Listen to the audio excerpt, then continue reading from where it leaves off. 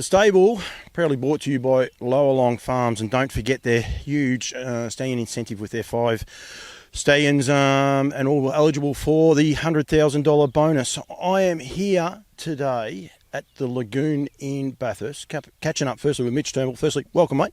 Thanks, mate. Thanks for having me. You've just shown myself and Cam Bray around the property. It shouldn't be called the Lagoon. It should be called the Turnbull, shouldn't it?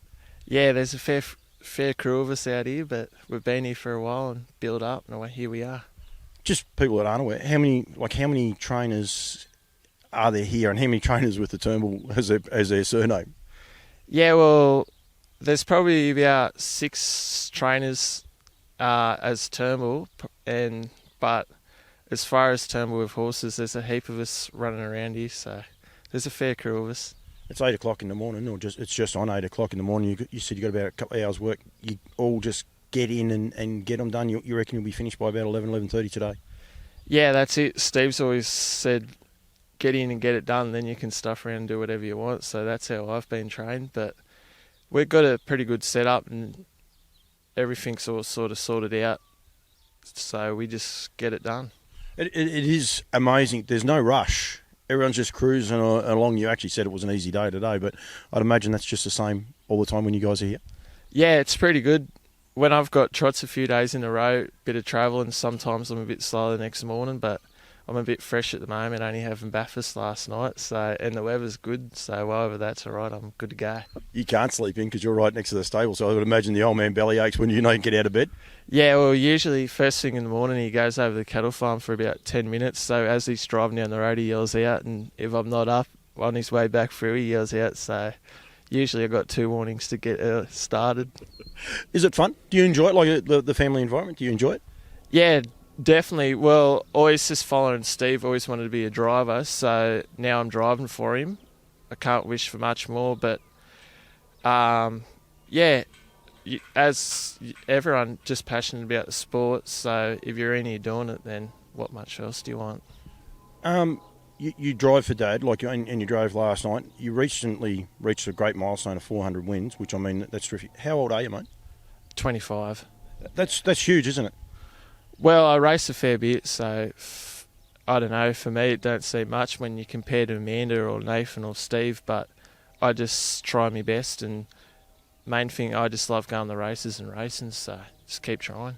What are your goals, mate? Like, do you want to just stay here and be successful from here, or do you want to travel? Or well, I've been pretty lucky. Like, I've spent a few months in Queensland, Victoria, Perth, just in different stables, which is good. But Lagoon's a pretty good environment for racing and pretty central in a way that you can go out to the bush or you can go to the city. So I'll probably just stay here, and if Steve sacks me, I'll just start training a few of my own. But no, there's always plenty of work to do out here, so while ever I'm employed, I'll keep going. What do you do when Steve sacks you? Just go to Mum and say, Mum, can you re-employ me? Is that how it works? Yeah. I'll just give him an hour's spell and come back, and away we go. Sometimes I felt like if I got to go away for a weekend, I might quit on the Friday and ask me job back on the Monday. I reckon I'd be here, but... So you are a mummy's boy? No, I'm in line with Mum, I think. I don't know who's... Amanda, Nathan and Josh are always lined up, but nah, she's good. Mum, she's down here working now, so she's a massive part of the stable, so it's a family thing.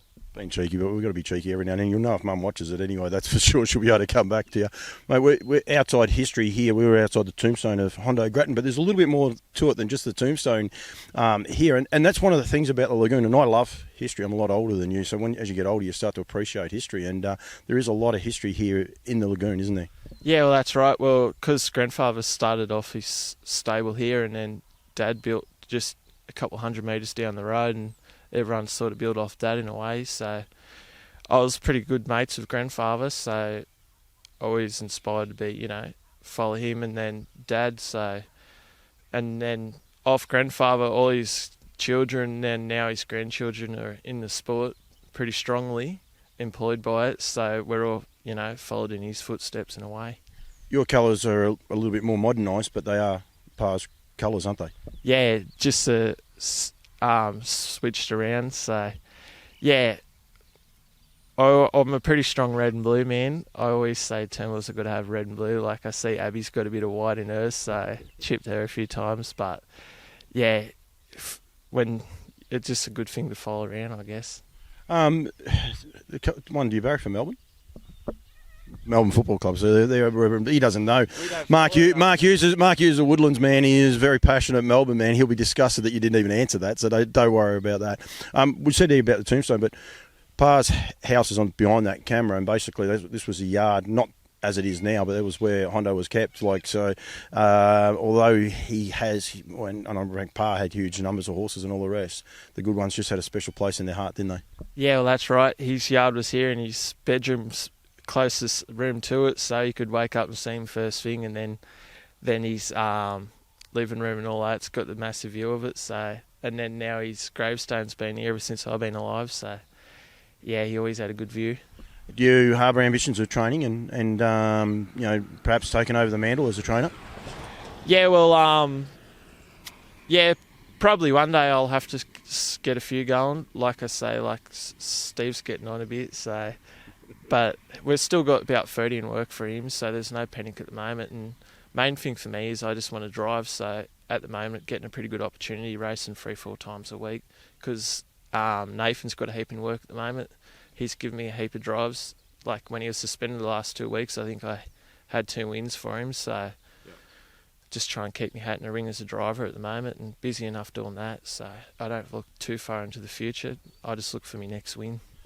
The last race last night, you tried to post one of Amanda's horses, and I say tried because I think it won by about 60. So, and I just said, do you guys blew much? And you just said it's about a 2 minute discussion, and then that's it. Yeah.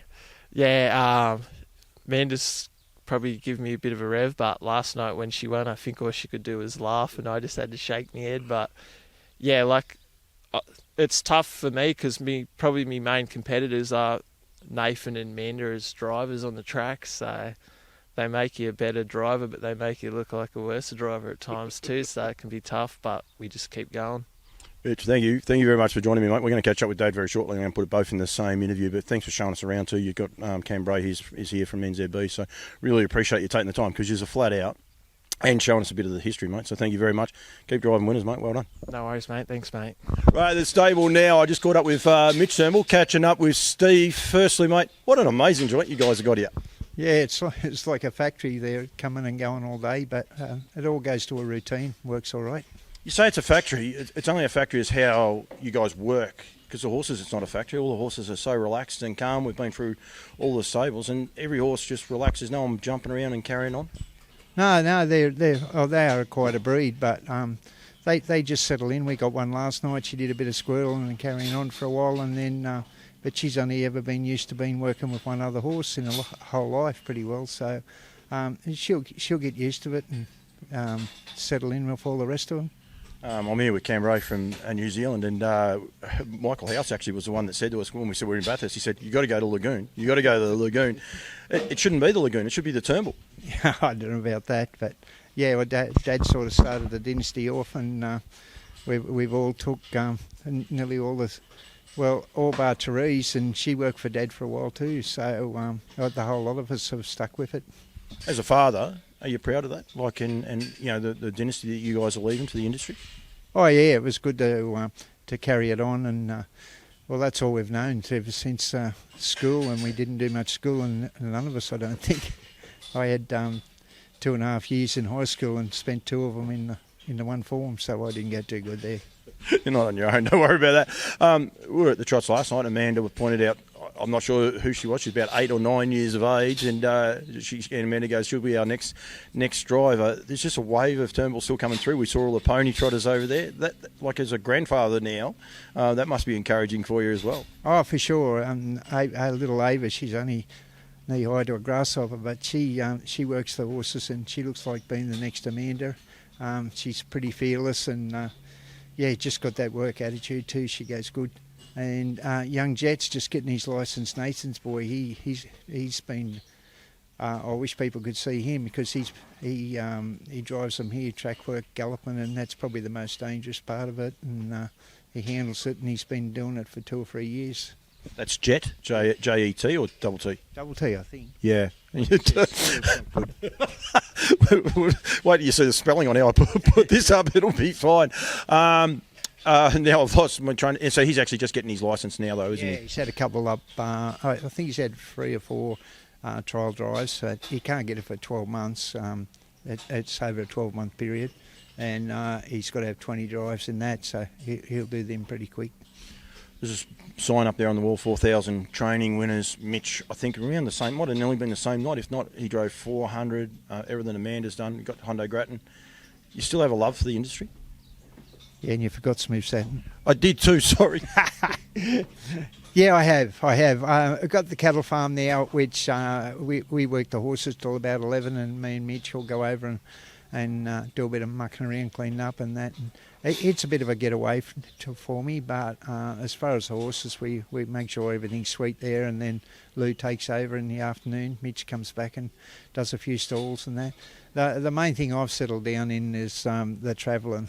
It got to me over the years, because in me prime, probably do 5 meetings a week, and they could range from Canberra to Dubbo to Penrith to Harold Park. We're all over the joint. You say about Smooth Saint, you used to love travelling to Victoria as well, to Johnny Caldo's and the like? Yeah, loved it. Yeah, I met Johnny and old Jack. First of all, went down with Smooth Dixie and won my first Group 1 down there, and become really good friends with them, and still are today. He knows how to party a bit too, doesn't he? Yeah, well, he taught us a different part of life, really, and going to the casino, him and Marie, and we had some great times and didn't realise there was a life after trotting. Is that something you and Jenny look back on and maybe regret, or you don't regret it because you enjoy what you've been able to achieve here? Oh, no, we've raised a pretty good family, and there's been plenty of work all the time, but that's what we're used to. So I don't know, just press on. Say about the hunger, and we say about horses like Smooth Satin and the 2 years, you still have a hunger, you still want that next Grand Circuit horse?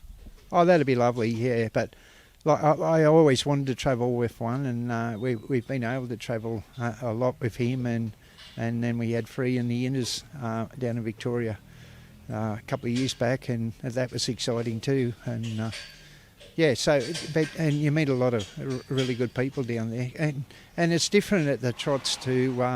Like it's the social part of it too, because the blokes like John Justice, you think, geez, he's an arrogant sort of a bloke, but to go out in a party, there was a fight one night, and Gav said to me, check John out, I bet he's in the middle of it, and he yelled out, John, and here he is right in the middle of it punching this bloke in the head. It was just unbelievable, just to see the other side of people, yeah. It's one of the things, like I found just recently, people, I think the whole industry went through this stage of not going out and not enjoying each other's company, and it got really stale, whereas it sort of just seems to have changed. Maybe post-COVID is what's done it, but people are enjoying getting out and getting about and meeting people and getting back to having fun.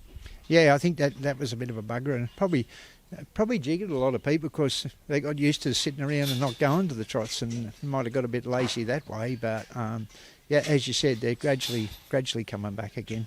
It's going to be a lot of fun. Bathurst, huge what they're doing over there at the club, the go-ahead and that. You must be wrapped being a part of a community that is so passionate about harness racing, where in other parts of Australia it's definitely waning. Yeah, it's always been a pretty strong area, Bathurst, and a lot of smaller clubs like Orange and that did close up. It was a shame, but they give them a couple of meetings every year. But it's a bit scary. Places like, you probably never heard of them, but Trundle, and we used to go to when we were young, and they don't. There's only, I think there was 40 horses they said used to be at the trials, and now there's only one bloke that trains from out there. Yeah, and that's sad, that part of it. Parks are still going pretty good. Dubbo's going pretty good, but your Orange, your Blaney, they went shy for a long time, and they're gradually kicking back up. Steve, thank you. Don't want to hold you much longer. There's quite a few carts. You even have your name on the dust sheet. Is that so you know which one you got to drive? Yeah, well, Lou's a bit shorter than us, so she's got to have a smaller one. Yeah, we've got our own cart. Pain in the bum when you get a flat tyre. You can't say it's not your cart. No, we've got to go and fix it ourselves. Yeah. Thank you very much, Steve. This has been The Stable, proudly brought to you by Llowalong Farms. Kath McIntosh has 5 stallions eligible for her $100,000 bonus if you can win the Vic Bred. They are Pastor Stephen. I'll get one of these wrong, you watch, but Pastor Stephen, Lather Up, Raging Bull, and then the 2 brothers in Poster Boy and Yankee Rockstar. Go to Northern Rivers Equine for all the details. But Steve, thank you very much for giving us 5 minutes and showing us around the place. Hospitality has been exceptional. Thank you very much, mate. Good on you, mate. Thank you.